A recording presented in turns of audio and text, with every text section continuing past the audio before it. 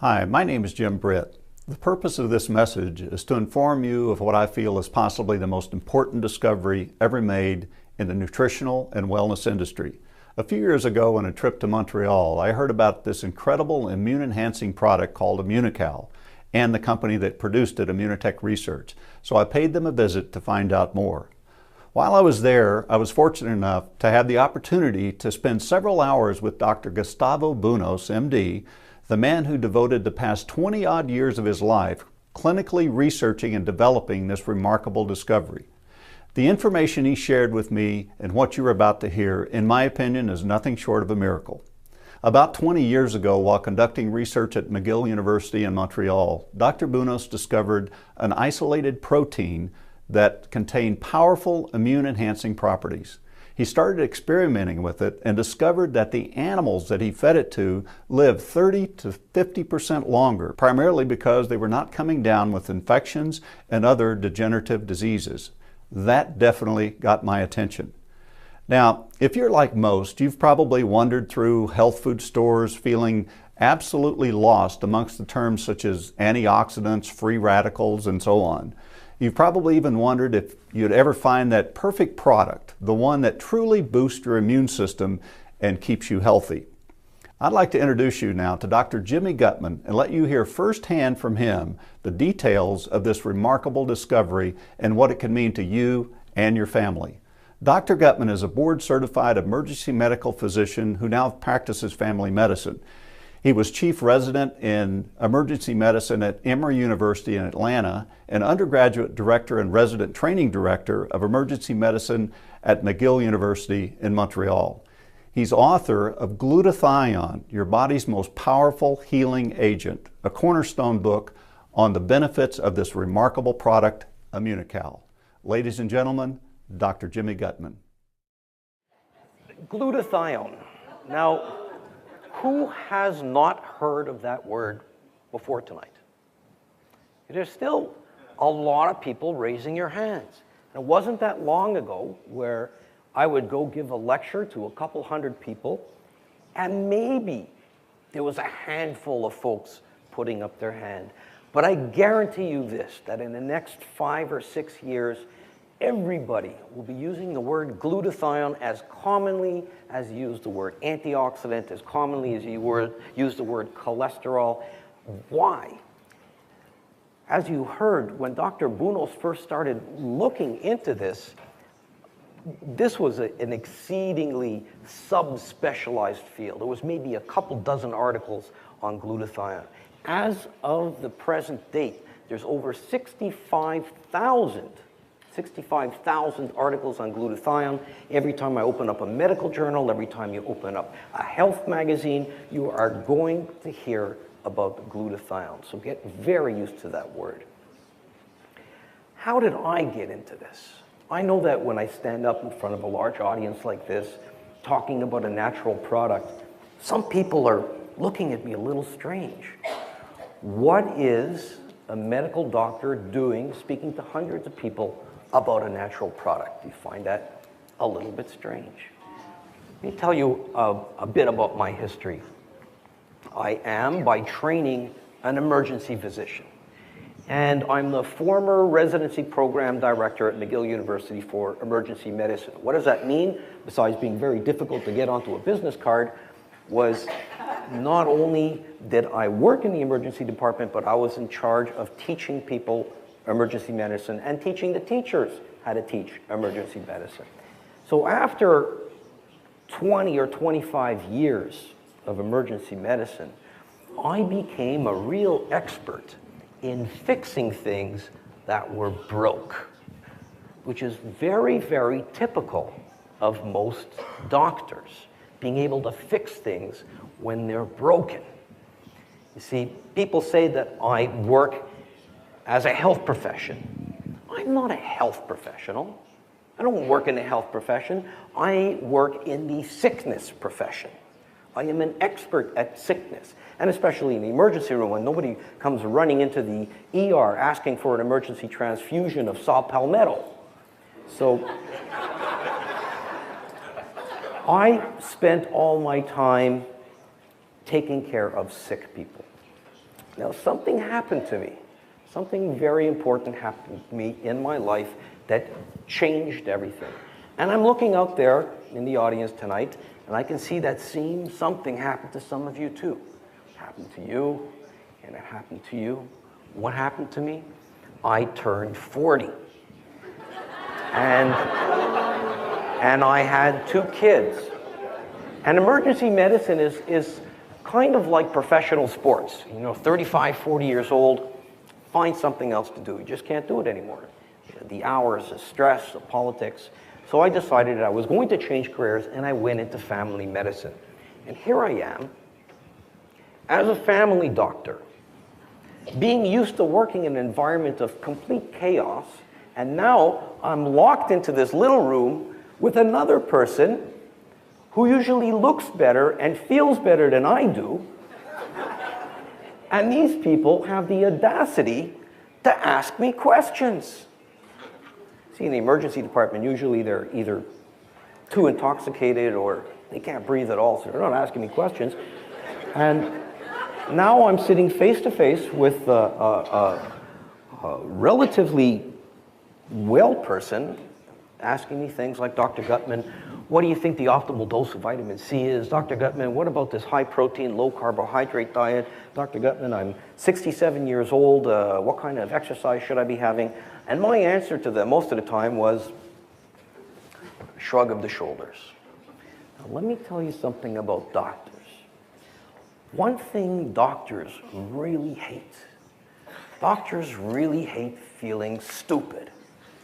And how many times during the day can you go like this to a patient where your ego doesn't start taking a real beating? So I decided that I was going to take it upon myself to study supplementation and nutrition and vitamins. See, I didn't get much of that in medical school. In the 3 years of medical school I went to, I had maybe 2 afternoons on nutrition, and that was it. So I started studying vitamins and cracking open books on natural medicine.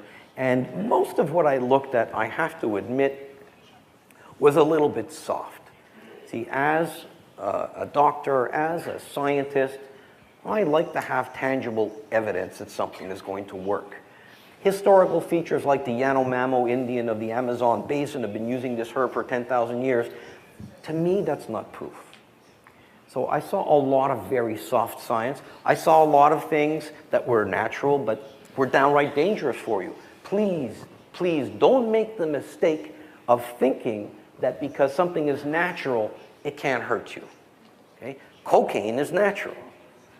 Arsenic is natural. And I wouldn't recommend that to my patients. Mind you, there are a few that... So I'm studying this stuff and having a relatively quiet day one day when into my office comes bursting this individual by the name of Howdy. And Howdy's a patient of mine. And not only is Howdy a patient of mine, Howdy is also an ex-Golden Gloves boxing champion. So when he comes running into a room, he demands a lot of attention. And Howdy's all excited, and his eyes are coming out of his head, and he says, Dr. Gutman, I've got something here that is going to keep you from getting old. It's going to stop you from having cardiovascular disease. It's good against cancer and Alzheimer's and Parkinson's and diabetes and seizures. And I say, whoa, Howdy. It sounds like you're reading off of a can of snake oil. How can one substance possibly have such a broad-reaching effect? And Howdy's answer to me was with a big thud on my desk. And I wasn't Howdy punching my desk. It was the sound of about 20 pounds of research hitting the top of my desk. And he said, Jimmy, you're going to go home and you're going to read this. Most of my patients don't talk to me that way. But Howdy, being a boxing champion, gets away with this. And what he managed to do by leaving me with this pile of articles was absolutely ruin the next 3 months of my life, because I could not tear myself away from this research. I was on the internet all night. I was canceling clinics to go downtown to the McGill University Library and look up more about this stuff. And this stuff that I was looking at was the molecule glutathione. And it was extremely exciting for me. At the same time, it was extremely embarrassing because most of the best work was done in my own backyard, McGill University. And it was just beyond me that I've never heard of this before. But I had the good fortune of getting in my car and within a half an hour, being able to sit myself in front of the genius behind this work, Dr. Bunos. And after speaking to Dr. Bunos and his colleagues, it was time for me to make yet another career change. And here I am tonight, introduced as an expert in glutathione. Now I wonder what my mother would have to say about that. Sends me to medical school, I'm an expert in this tiny little molecule that nobody's heard about yet. I'm going to carry on a little bit with the history of this. I'm going to take you back 25, 30 years ago when Dr. Bunos proposed this idea. You have to understand how far-reaching an idea this is. 30 years ago, he proposed using a natural product in the hospital to give hospital patients, to heal them up quicker, to get them the hell out of the hospital as quickly as possible. And remember, these days, using natural products is all the norm. Vitamin pill companies are being snapped up by pharmacy companies as fast as they could find them. But 30 years ago, the idea of using a natural product in a hospital was this short of bizarre. But Dr. Bunos gained a lot of attention because it was very, very novel. And of course, here in Canada, we like to get people out of the hospital as quickly as possible. So he started collecting all kinds of proteins. He started collecting animal proteins and plant proteins and soy and whey and algae, and you name it. And this little box one day shows up on his desk. And Dr. Bunos is holding this box. It's addressed to him from Europe, and he opens it up, and inside the box is this fine white powder. Bunos is playing with this powder, and attached to the box is a note. It says, "Dear Dr. Bunos, we understand that you're studying protein biochemistry. This is a protein byproduct of one of our industries. To this point in time, we've been throwing it in the river, we've been throwing it in farmers' fields. Could you find some practical application for this protein?" So Dr. Bunos is playing with this white powder, figures it's from Europe, it's not from Colombia, so I might as well put it in my experiment. I get a much bigger laugh when I tell that joke in Miami. I don't know why. Lo and behold, 2 to 3 years later, there's a group of laboratory animals that are living, these animals are living between 30 and 50% longer. And it was the animals that were ingesting this white protein powder. Now, they were living longer because they weren't dying off as fast. Does that make any sense at all? In fact, it does make sense. It's not like we were stretching out their lifespans. They weren't getting sick as often. And that had an effect on their total longevity. And we didn't understand why. It took us yet another few years and some very fortunate events to finally realize that the animals that were eating this white protein powder, the effect the powder had on them was to raise the animals' own glutathione levels. See, we weren't feeding them glutathione. By the way, you can't eat glutathione and expect it to raise your body's glutathione levels. Glutathione is made inside of your cell, and the only way to get your body to make glutathione is to give your cell the building blocks, or what we call medically precursors. And what Dr. Bunos had stumbled across was the most efficient natural precursors found that you can give to an animal or to a human being to raise their glutathione levels. And as you heard, he went very quickly forward with this research. It spread from McGill to University of Sherbrooke to Toronto into the United States. And here we are 30 years later looking at a very, very novel approach to making people healthy. So what is glutathione? Again, it's a small little protein made up of 3 amino acids. And you all have glutathione in your body already. What does glutathione do? Well, when I speak to a medical audience, I'll have a PowerPoint presentation and show you 20 or 30 different things that glutathione does on an intracellular level. But tonight, if you can remember just 3 things, then we've done our job in educating you. And the way to remember the 3 things, the 3 most important things that glutathione does in your body, is to remember the word aid. A-I-D. Not AIDS, applications in AIDS, but aid. A stands for antioxidant. Who's heard of antioxidants? Everybody's heard. It's a patronizing question, but the reason why I ask it is to make a point. If I would have asked you 30 years ago, maybe there wouldn't have been a few people raising their hands. But now everybody's heard of antioxidants. It's been thoroughly researched. They've been able to link antioxidants with all kinds of processes in health and disease. There's a whole new branch of medicine, in fact, called free radical biology. And all that free radical biology talks about and writes about is the role of antioxidants in health and disease. Now, the antioxidants, if I were to ask you what antioxidants are you familiar with? Vitamin C, vitamin E, selenium, and all kinds of other fancy antioxidants you might find in a health food store. Are these usually natural products? They could be synthesized, but more often than not, things like vitamin C, you should be getting your vitamin C from a grapefruit and not a pill, ideally. Are things like vitamin C and vitamin E, are they natural to your body? No. If you don't eat vitamin C, you don't eat vitamin E, it doesn't present itself in your body can't make it, so that you would think that given the importance of antioxidants in so many health issues, that your body would make its own antioxidant. And in fact, it does. The most important antioxidant, the most abundant antioxidant, the most active antioxidant that you make is glutathione. And this is one of the reasons why, if you look at the literature, you see glutathione described as the master antioxidant.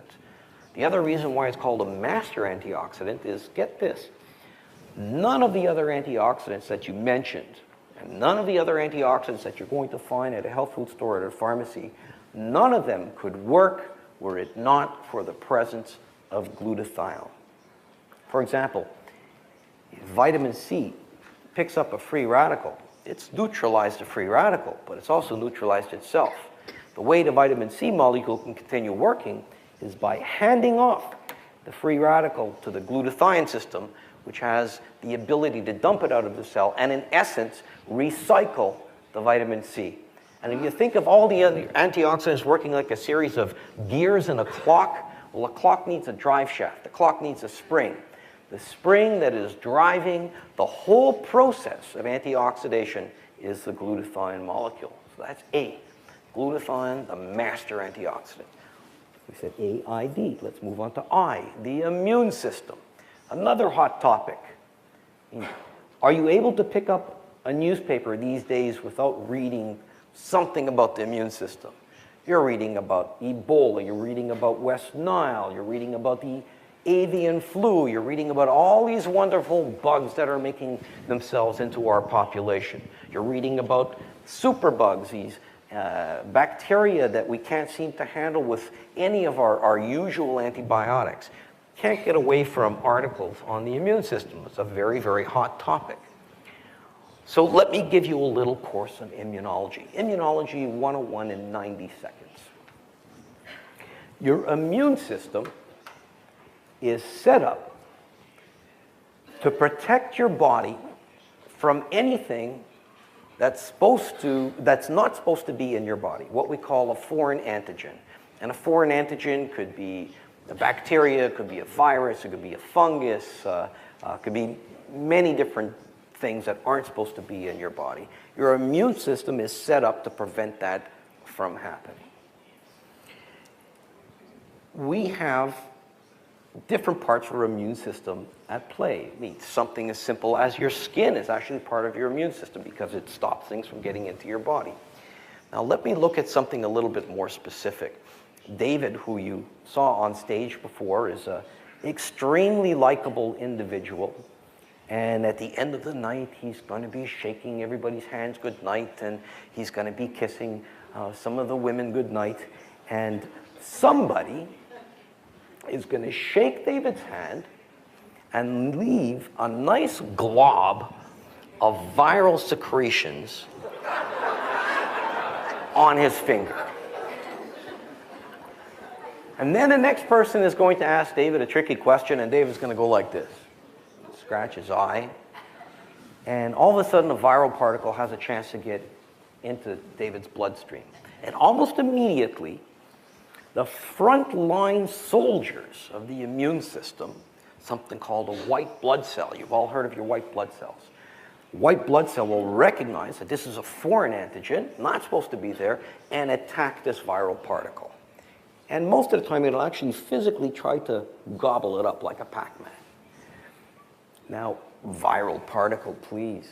In 15 or 20 minutes, David's body could be overwhelmed with hundreds and thousands of millions of viral particles. And we only have so many white blood cells. So the way that David fights off his infection is that the white blood cells themselves will clone over and over and over again, make copies of themselves, so in essence, overwhelming the enemy. So if you go to the emergency department and the doctor wants to know if you're fighting off an infection, he or she will draw a test called a white blood cell test. And if your white blood cells are high, it means that you're fighting off a threat. Here's the key point. As Dr. Bunos has written so eloquently, the limiting factor to both the function and the multiplication of these white blood cells are their availability of glutathione. If you start running low on glutathione, your ability to fight off an infection becomes blunted. And there are so many examples of this in the medical research.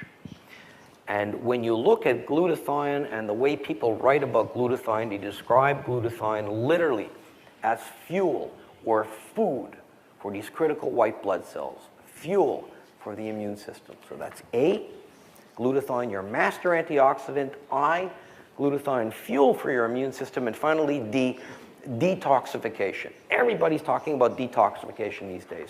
People come up to me and say, Dr. Gutman, look at this substance. It's going to cleanse your liver. It's going to cleanse your blood.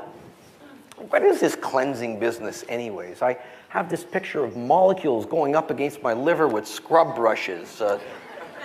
I need to know on a biochemical and physiological basis what this cleansing means. And as an emergency doctor, the word glutathione lit a little light up over my head. Anybody here work in an emergency department? Okay, there's a good number of you. You know that one of the things that we have to take care of in an emergency department, one of the nastier things we need to do is take care of people that come in with an intentional overdose. These people are not happy, they're usually depressed, it's a messy job. In Europe, the most common overdose, intentional overdose that's seen is an overdose with something called acetaminophen. Y'all know what acetaminophen is? Tylenol, Adderall. Taking an acetaminophen overdose to kill yourself is a very ugly affair. What happens essentially over 2 to 5 days is your liver falls apart. Here in North America, taking an acetaminophen overdose isn't that common. I think North Americans are more into instant gratification. But nevertheless, we do see a lot of acetaminophen overdoses. Another interesting point about North American overdoses is that over 50% of them are done in conjunction with another drug called alcohol. Let me paint you a picture. You've just gotten into a big fight with your spouse or your boyfriend and your girlfriend. And you're in the kitchen and you're marching around and you can't believe what they said to you. And on the kitchen table is a big old bottle of extra strength acetaminophen. The problem is that right next to it is an even bigger bottle of Johnny Walker, preferably blue. And you're really mad and you open up the scotch and you take a shot of it thinking that it's going to make you feel better. It doesn't make you feel better. In fact, it makes you feel angrier. And you keep on marching around and you keep on taking shots of that scotch. And after a while, your self-preservation instincts fly out the window, and that bottle of pills starts looking more and more attractive to you. And at some point, you snap the top off, you down all the pills, you either pass out on the floor or crawl into bed, waking up the next day with a bloody headache, despite all the Tylenol, but sober enough to realize, oh my God, what have I done? So you wander off to the local emergency department, and you're met by the triage nurse, and she says, well, what brings you in here today? And you say, well, I've just taken an acetaminophen overdose. And the nurse says, what do you mean you've just taken an acetaminophen overdose? When did you take it? Well, I took it last night. And she says, good, come on in. So she leads you into a cubicle where you're further humiliated by having to strip naked and put on one of those blue smocks with your butt hanging out. And another nurse comes into the cubicle, and she takes some more vital signs and draws some bloods and is taking some more historical features and says, acetaminophen overdose. When did you take it? Because I told the other nurse I took it last night. She says, you sure? He says, yeah. This is great. Strange answer. So she leaves the cubicle, and you're sitting and you're waiting. And you're waiting. And if you're in Montreal, you're waiting. And the next person into the cubicle is the medical resident. And the medical resident has been up all night, hasn't slept, hasn't eaten, smells bad, is unshaven, it could be male or female.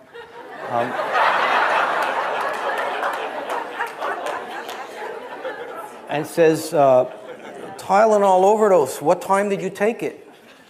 I said twice already last night. He says, no, what time did you take it? What time? I said, well, I don't know, somewhere between 9 and 12 last night. And the resident says, great. At this point in time, you want to put your clothes on and leave this crazy hospital. The reason why these health professionals are happy that you took it last night, you see, remember I told you it takes between 2 and 5 days to kill you? If I can get my hands on you in the first 24 or 48 hours, I can save your life. And the way I save your life is I give you a drug that raises your body's glutathione level. I'm not giving you glutathione, I'm giving you a drug that makes your body raise its glutathione levels, and it's actually your body that's detoxifying the toxic breakdowns of the overdose. So that's how I knew about glutathione. But what I didn't know, like most doctors don't know, and most of the general public doesn't know, is that glutathione isn't only responsible in your body for getting rid of acetaminophen. It's responsible for getting rid of things that you're exposed to every minute of every day. Breakdown products of cigarette smoke, automobile exhaust, heavy metals like lead and mercury, pesticides and herbicides, and a long list of carcinogens.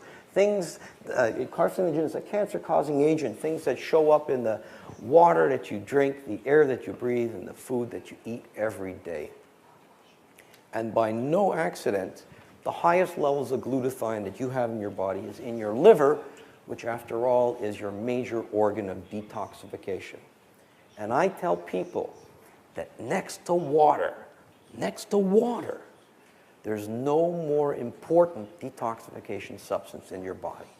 So that's A, glutathione, the master antioxidant, I, glutathione, fuel for the immune system, and D, glutathione, the most important detoxification enzyme we have. I'm just going to close off my talk with a little anecdote. Back when I was teaching emergency medicine and trying to get the other doctors to teach emergency medicine, we had a very interesting way of doing it. Medical students and the interns and residents would show up every morning in the ER, and we would spend an hour giving them a lecture. Most people were too tired or too stressed or too lazy to prepare a lecture. So what generally happened was the person who was on call the night before would hang around for an hour and talk about the patients that they saw. And in a busy urban emergency department, there's always more material to entertain people than you can handle. Happened to be my turn. And it was a lovely night in Montreal in February. And we had one of our famous ice storms. You're all familiar with these ice storms, where the streets are like sheets of glass. And this one car had slid off the icy road, and the ambulance drivers brought all the contents of the car to my emergency department. So I'm taking care of a cervical spine injury and a myocardial contusion. So I'm explaining to the students that morning how I'm keeping these people alive. In the back of the room, there's this one little medical student. This kid didn't even shave yet. Raises up his hand and says, "Dr. Gutman, this car that slid off the icy road, I could have saved all their lives too." So, "Oh, really?" And everybody in the room is just waiting to hear what he has to say. So I asked him, "The car that slid off this icy road, how would you have saved all these people?" And he said to me, "I would have salted the roads."